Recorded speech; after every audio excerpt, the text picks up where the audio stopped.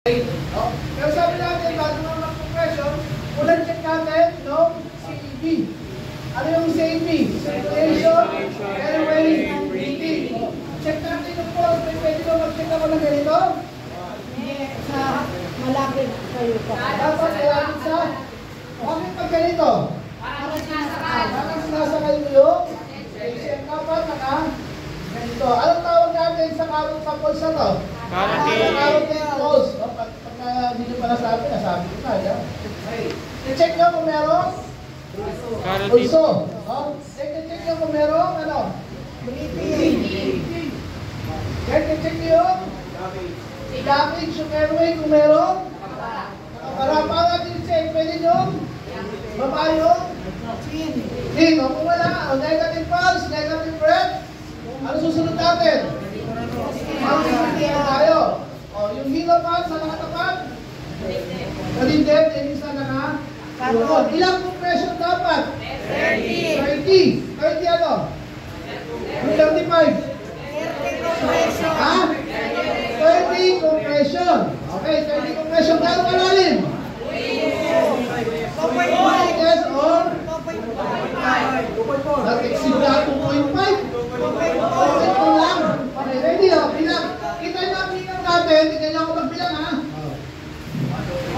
2, 3, 4, 5, 6, 7, 8, 9, 10. 1, 2, 3, 4, 5, 6, 7, 8, 9, 20. 1, 2, 3, 4, 5, 6, 7, 8, 9, 20. Tapos ng 90, magbibigay ako ng rescue breath. Para magbigay ng rescue breath, sabi niyan, 10 till 15.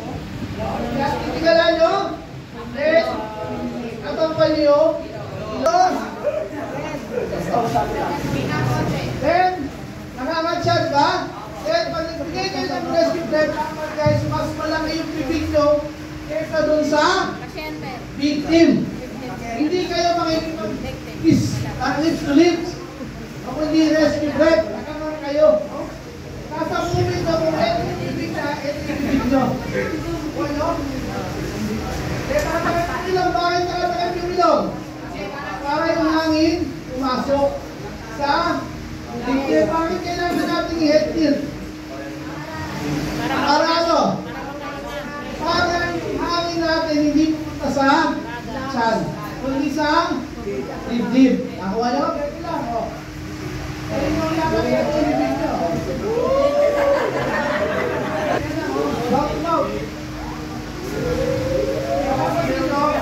Lalaki. 1.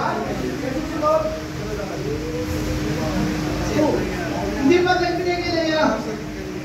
Meron tayong interval at least 1 to 3 seconds. So dapat nag-kiss ng mga